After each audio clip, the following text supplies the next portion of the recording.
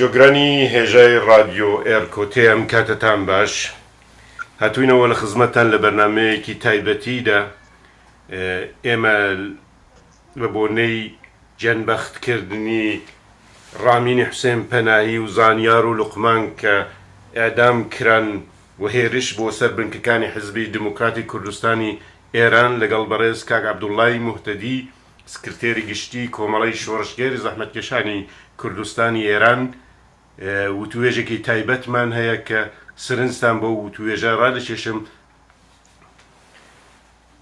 کاک عەبدوڵڵا سپاس و سڵاو بۆ ئێوە کە لەو بەرنامەدا بەشداریتان فەرمووە. هەروەک هەمووان ئاگادارن دوێنێ شەممە هەڤدەی خەرمانان کۆماری ئیسلامی بەداخەوە ڕامینی حوسێن پەناهیان ئێعدام کرد و هەروەها زانیار و لوقمانی مرادیشان دوای 10 ساڵ زیندانی کردن و شکەنجە کوشت. لەلایەکی دیکەوە هێرشیان بردەسەر بنکەکانی سەرکردایەتی حزبی دموکراتی کوردستان و کوردستانی ئێران کە بەداخەوە ژمارەیەک شەهید و برینداری لێکەوتەوە. ئێوە ڕاوبوچونتان چییە؟ ڕژیم بە چ مەبەستێک دروست لەم کاتەدا ئەو جنایەتەی کردووە؟ پێش هەموو شتێک پرسە و سەرخۆشی گەرمی خۆم دەنێرم بۆ بنەماڵەی ڕامینی حوسێن پەناهی و هەروەها بۆ بنەماڵەی زانیار و لوقمانی مرادی و هەروەها بۆ بنەماڵە و کەسوکاری شەهیدانی حزبی دموکراتی کوردستان و حزبی دموکراتی کوردستانی ئێران کە لە موشکبارانەکەی دوێنەدا گیانیان لەدەستدا سەرخۆشی لە هەموو هاوسەنگەرانیان و لە هەموو خەڵکی کوردستان دەکەم. هەم ئێعدامی ڕامین و هەم ئەو هێرشە موشەکیانە بە خەیاڵی خۆیان دەرسێکە دایانەوێ بیدەن بە گەلی کورد لە کوردستانی ئێران. سەرنجتان ڕادەکێشم بۆ ئەوەی ئێران ئێستا لە چەندین شەپۆلی ناڕەزایی و ئێعترازی گەورەی جەماوەری بەخۆیەوە بینیوە و ڕۆژ بە ڕۆژ ئەمانە لە زیاتر بووندان. ساڵی پار و ئەم ساڵیش کۆمەڵێک بزوتنەوەی گەورە لە کوردستان ڕێکەوت، چ بە بۆنەی کۆڵبەرانەوە، چ بە بۆنەی سەربەخۆی ڕێفراندۆمی سەربەخۆیی لە کوردستانی عێراقەوە، بە بۆنە مەدەنیەکانەوە. سەرخۆشی زۆر گەورە کرا، سەرخۆشی ئەو گیان بەخت کردووە ئازیزانەی کە لە ئاگر کوژاندنەوەکەی مەریواندا بەشدار بوون. نەورۆزی زۆر پانوبەرین و گەورە و جەماوەری کە هەمووی ڕەنجی سیاسی و نەتەوەیی پێوە دیار بوو. ئەوانە هەمووی لەسەر زەمینێ ئەو ناڕەزایی عمومیەی کە لە ئێران هەیە و بزوتنەوە گەورەی لە ئێران هەیە و هەموو ئەوانەش لەسەر زەمینەی تونند و تیژبوونەوەی نێوان ناخۆشی و دژمنایەتی ئێران و دراوسێکانی ئێران و ئەمریکا وای کردووە کە ڕژیمی کۆماری ئیسلامی لە خۆی دەترسێ. بۆیە من چه ئێعدامەکەی ڕامین و ئەوان، چه ئەو هێرش و موشەکبارانەی سەر حیزبی دموکرات بە هەنگاوێکی پێشگیرانە دەزانم بە خەیاڵی خۆیان بۆ چاوترسێنکردن و تۆقاندنی خەڵکی کوردستانە بۆ ئەوەی کە حیزبەکان زەربەی بە خەیاڵی خۆیان گوژ و بڕیان لێدەن یا دەرسێکیان پێ بدەن و سەرجەم پاشەکشەیەک بە خەڵکی بکەن، خەڵکی بترسێنن لەوەی بێنە مەیدان. ئەمن لەو بڕوایدام نەکتەنیا سەرکەوتو نابن، بەڵکو زەرەر و زیانەکەی زۆرتر بۆ خۆیانە. من پێم وایە خەڵکی تووڕەتر دەکا ئەو سنوورەیان تێپەڕاندووە، خەڵک سنووری ترس و تۆقانیان تێپەڕاندووە. کەس لە جمهوری ئیسلامی ناترسێ، نە لاوان، نە بنەماڵەکان، نە کرێکاران، خوێندکاران، چالاکانی مەدەنی، بازاڕیان، کاسبکاران، هەموویان لە بڕیارێکی گەورەدا هیوادارم ئەو بڕیارەی داویانە. من زۆر لەگەڵیانم بۆ مانگرتنێکی سەراسەری سبەینێ لە کوردستان نیشان دەدەن، بەمە و بە هەموو هەوڵەکانی دیکەیان نیشان دەدەن کە تا چ ڕادەیەک گەلی کورد لە کوردستانی ئێران ئامادەی خەباتە و ئەمە ئەوڵین قوربانیش نییە دەدرێ، ئەوڵین ئەعدام نییە دەکرێ، ئەوڵین موشەکباران و تۆپباران نییە دەکرێ.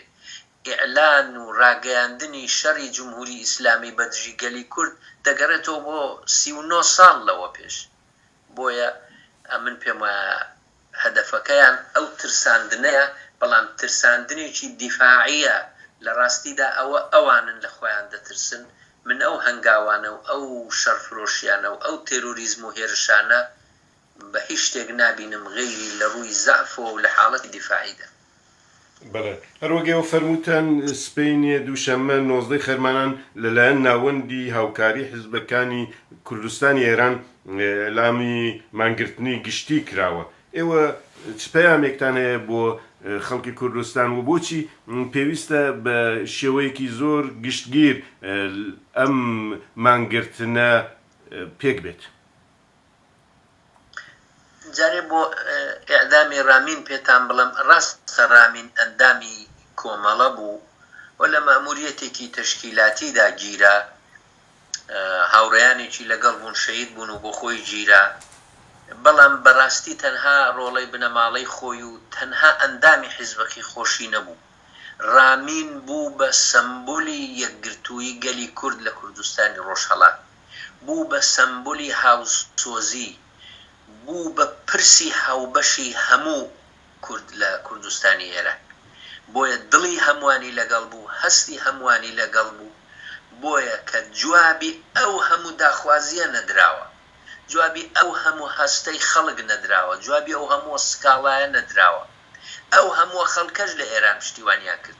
کەم وێنە بوو بۆ چی دیکە کراوە کە ئەو هەموو پشتیوانیە لەلایەن حیزبەکان، کەسایەتیەکان لە ناوەوە لە دەرەوە، خەڵکی جۆر بە جۆر بە بۆچوونی سیاسی جیاواز، ئەی ئەو هەموو پشتیوانیە نێونەتەوەیەی کە کرا لە کاربەدەستانی نەتەوە یەکگرتووەکانەوە تا یەکێتی ئوروپا تا ڕێکخراوە گەورە جیهانیەکان، پارلەمانتارەکان، ڕۆژنامە نووسەکان، جاوە کوردی پارچەکانی دیکە.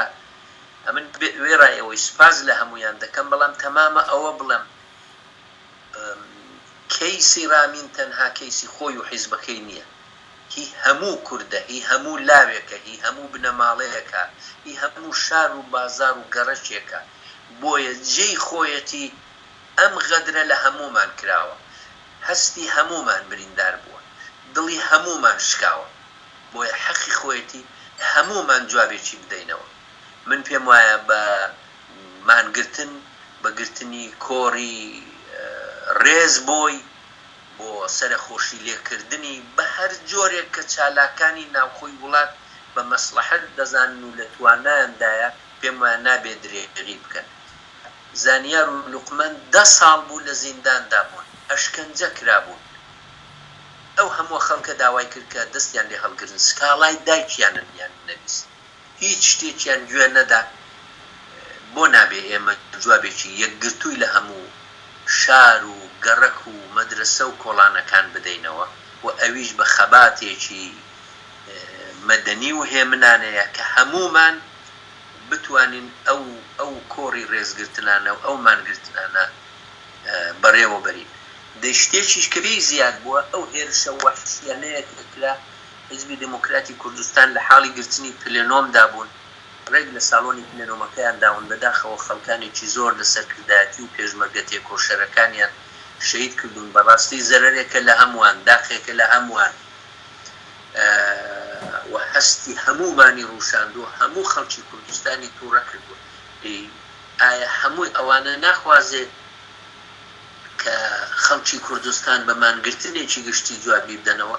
من لە ڕۆژی ئەوڵەوە هەر لەسەر ئەو بڕواایە بوو، خۆشبەختانە ناوەندی هاوکاری داویەتی، خۆشبەختانە زۆر کەس من ئاگادارم لە شارەکان، زۆر لە بازاڕیەکان ئامادەجیان هەیە بۆ ئەوە، فەزایەکی گونجاو هەیە بۆ ئەوە با نیشانی بدەین کە گەلی کورد نەک تەنها وەکو پێشمەرگە، وەکو خەباتکارانی سیاسیش دەتوانن بێنە مەیدان. دیارە خەباتی پێشمەرگانن جێی خۆی هەیە، نە لەبیر دەچێتەوە، نە فەرامۆش دەکرێت، نە پشتگوێ دەخرێت، نە پێشمەرگەش بەوانە دەترسێت. ئەوەش بۆ خۆی لە جێی خۆی بەردەوام و قایمتر لە هەمیشە ئامادەی گیانبازی و فیداکاری. کە عەبدوڵڵا خەڵکانی دیکەی غێری کوردستان چارکێکیان لەسەر شانە حیزبەکانی غێری کورد فارس و سەراسەر ئێران چارکێکیان دەکەوێتە سەرشان سەبارەت بەو مانگرتنە گشتیە و اعترازکردن بە ئەم جنایەتەی تازەی حکوومەتی ئیسلامی ئێران.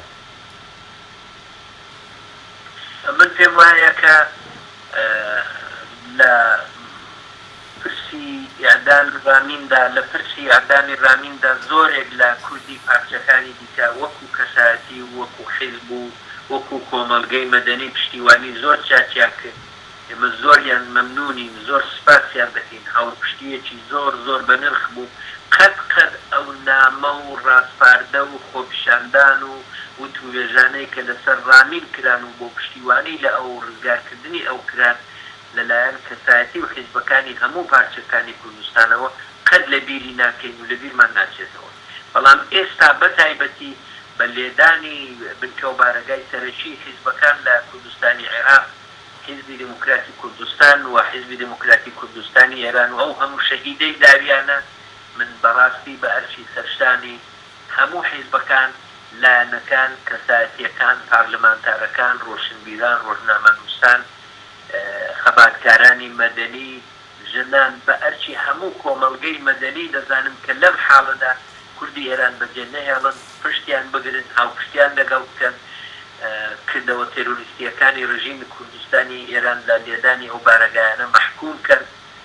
و من پێم وایە ئەمە هەرچێکی هەروە دەخاتە سەر پێم خەڵکی و خەڵک و حیزبە سیاسیەکانی ئێرانی داوام لە هەمویان ئەوەیە کە هەم ئیعدامەکان هەم هێرشەکان مەحکومکەن و نیشان بدەن کە ئەو خەباتەی کە کورد دەیکا خەباتێکە کە ئەوانیش ڕێزی لێ دەگرن. خۆشبەختانە ئەوانیش لە پشتیوانی ڕامیندا لە یەک ساڵی ڕابردوو هەنگاوی زۆر چاکیان هەڵگرت و سپاسیان دەکەین. بەڵام وەختی هاتووە کە لە چ بۆ اعتراض بە ئیعدامەکان، چ بۆ اعتراض بە هێرشە تێرۆریستیەکان بۆ سەربنکەی حیزبەکان، جارێکی دیکە ئێمە دەنگ هەڵبڕینی ئەوان بە دژی کۆماری ئیسلامی ئێران ببیست. سپاس دەکەم کە عەبدوڵڵای موحتەدی سکرتێری گشتی کۆمەڵەی شۆڕژیاری زەحمەتکێشانی کوردستانی ئێران کە لەو بەرنامەدا بەشداریتان فەرموو. جۆگرانی هێژە ئێمەش وەک ستافی رادیۆ تێڤەی ئێرکۆتێ سەرخۆشی خۆمان لە خەڵکی کوردستان و بەتایبەت دایک و باوک و براکانی ڕامینی حوسێن پەناهی و هەروەها زانیار و لوقمانی مورادی دەکەین و هەروە سەرخۆشی خۆمان پێشکەش بە سەرکردایەتی و پێشمەرگەکانی حیزبی دموکراتی کوردستانی ئێران و کوردستان دەکەین و هیوادارین خەڵکی کوردستان جوابێکی شایستە بدەنەوە بە کۆماری پەت و سێدارە.